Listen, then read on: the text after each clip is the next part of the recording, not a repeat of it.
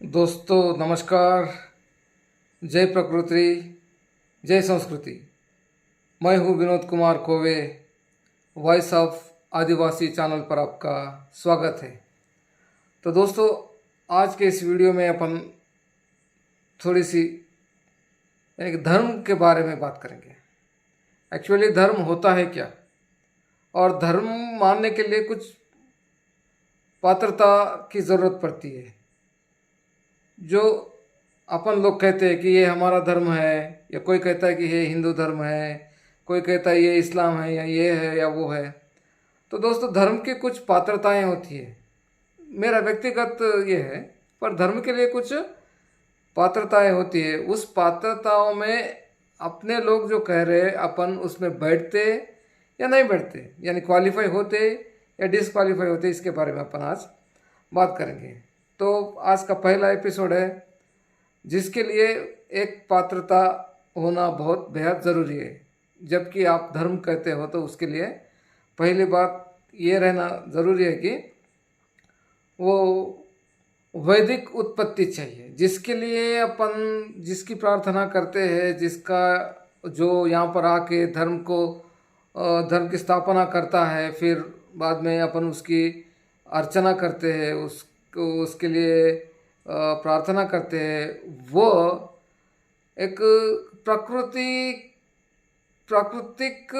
उत्पत्ति नहीं, उसकी विकृतिक उत्पत्ति रहनी चाहिए।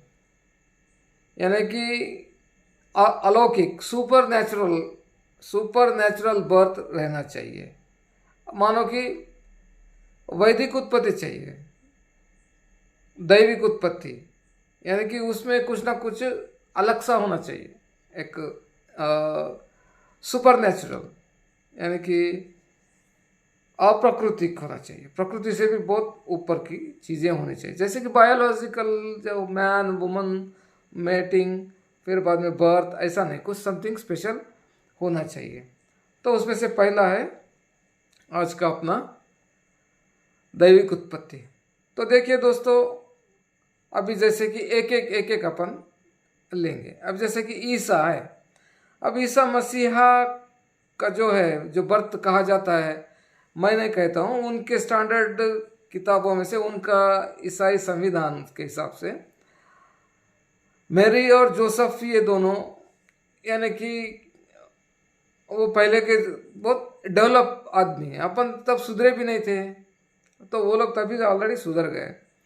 तो वो लोग क्या है, यानी कि एक्स्ट्रा मैरिटल अफेयर भी नहीं, मैरिटल अफेयर से पहले ही उनका अफेयर चलते रहता है। ये कुमारे रहते दोनों भी, जोसेफ नाम का ये और मैरी नाम का है। ये दोनों के बीच में कांटेक्ट रहता है, और वो एक बच्चे को जन्म देती है। मगर उसका बायोलॉजिकल फादर जोसेफ नहीं रहता। उनका कहने का मतलब है कि डिवाइन इंटरवेंशन हुआ, यानी कि दैविक शक्तियां हस्तक्षेप करके वो ईसा का जन्म हुआ। ये हुआ उनके हिसाब से। बस यही ईसा मसीहा के बारे में इस्लाम में भी लिखा गया कि अल्लाह ने क्या करा, मरियम के शर्मगाह में पाक फूक मारी, तब जाकर इनका बर्थ हुआ। अब ऐसे कुछ चीज़ें रहती है। अब जैसे कि इस्लाम का स्थापक, यानी उनका जो मोहम्मद प्रॉफिट है, उनका जन्म कब हुआ? उनके पिताजी के देहांत के बाद हुआ। पिताजी उनके जो अब्दुल्ला नाम के जो है उनके पिताजी है, और अमीना नाम का उनकी मदर है। तो उनके पिताजी के देहांत के बाद इनका जन्म हुआ। तो ये भी भाई, चलो, ये भी एक दैविक शक्ति है, और दैविक हस्तक्षेप की वजह से ही इनका भी जन्म हुआ है, ऐसा माना जाता है। तो ये हो गई पात्रता इनकी। अब आएंगे अपने, चलो भाई, अपना हिंदू पे जाएंगे पहले। हिंदू का धर्म स्थापना तो एक्चुअली तो कोई किया नहीं, ऐसा तो कुछ है नहीं। चलो भाई, कुछ लोग युग पुरुष बोलकर आए हैं, उनको ही अपन प्रेरणा लेते हैं और चलते। जैसे कि राम है, गुड कैरेक्टर आदमी है।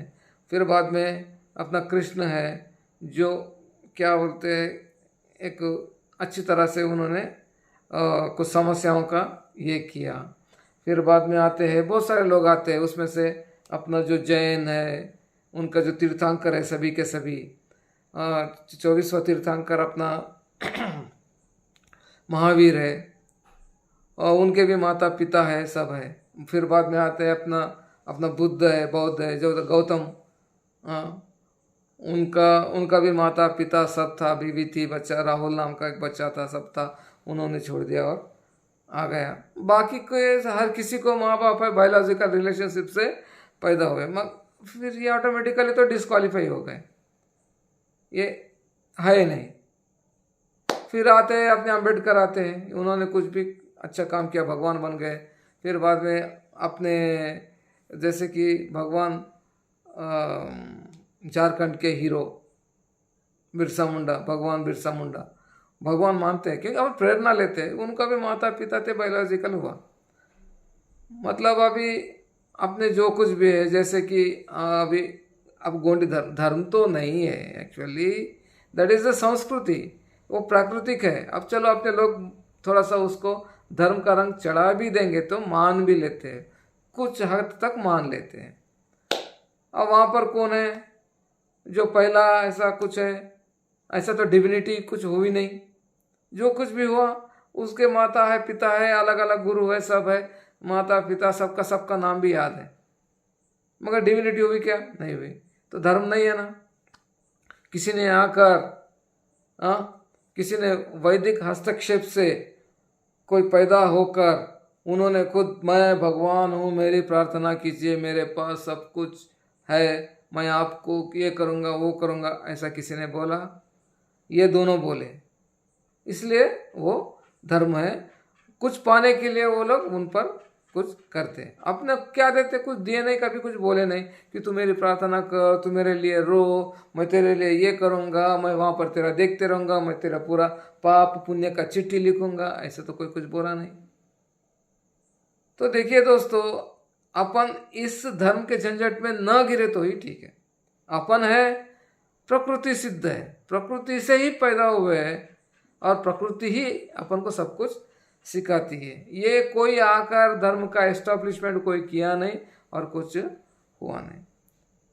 तो ऐसी वैदिक दैविक हस्तक्षेप होना चाहिए, जिसको कहते हैं डिवाइन इंटरवेंशंस। तो ऐसे डिवाइन इंटरवेंशंस अपने पास कुछ हुआ नहीं। चलो भाई, ये लोग एडवांस्ड है, उनके पास हुआ, तब जाकर वो उसमें ये हुआ।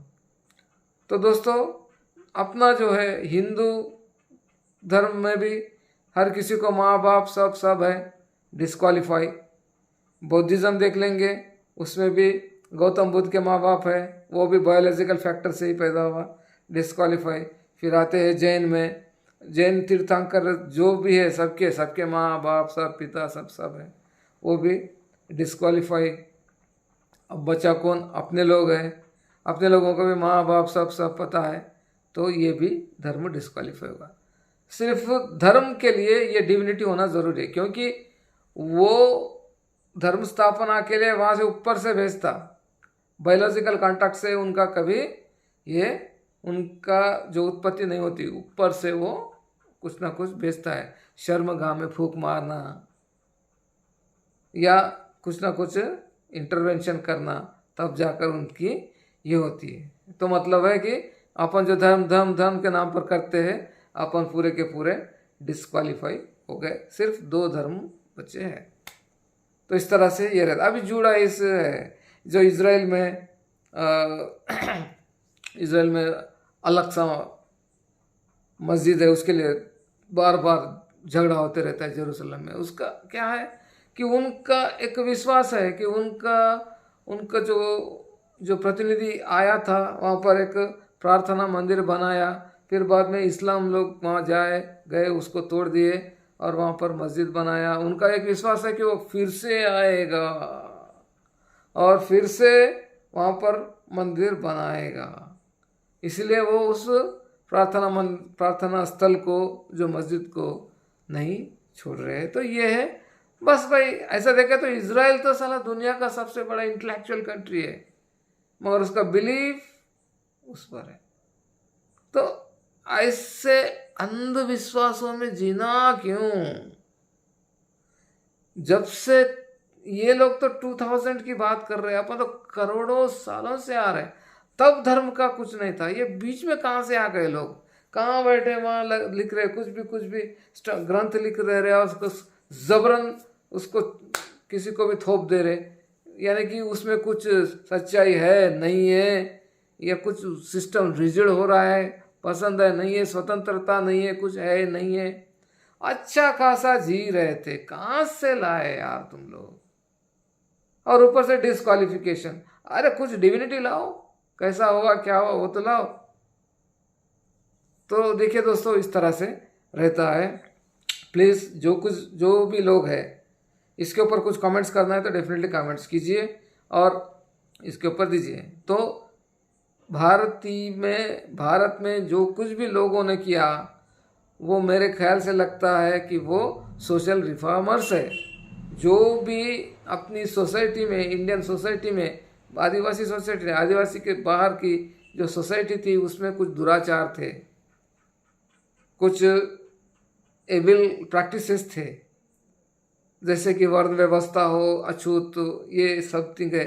इनको ये करने के लिए, इनको शुद्धि करने के लिए, इनको रिमूवल करने के लिए गौतम बुद्ध हो, जैन हो, या ये सब हो, ये आकर अपनी प्रीचिंग्स देकर उनको क्या किया, यानी कि ये सब रिमूव, यानी समाज को सुधारने की कोशिश की है। ये सबसे बड़े समाज सुधारक है। ना ही इनके पास किस तरह की दैविक शक्तियाँ हैं, ना ही ये कहीं डिवाइन इंटरवेंशन से इनका जन्म हुआ है। ये एक साधारण आदमी थे, वाइस पर्सन से सोचा उन्होंने, ज्ञान प्राप्त किया और लोगों को बताया कि भाई ये गलत है, मानव एक ही है। इस तरह से उन्होंने बताया। इसको धर्म का रूप देकर तू ऐसा तू वैसा, ऐसा कुछ है नहीं। अब पहली बात तो किसी ने स्थापना की नहीं। उन्होंने कभी बोला क्या? अभी हिंदू धर्म बोलते, हिंदू धर्म की स्थापना किसने की?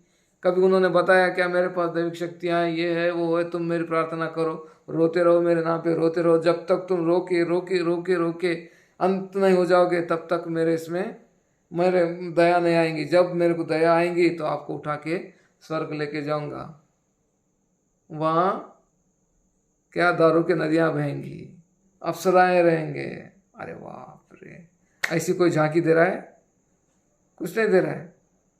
तो देखो दोस्तों, इस तरह से धर्म के लिए ये क्वालिफिकेशन ज़रूरी है, तभी जाकर धर्म माना जाता है।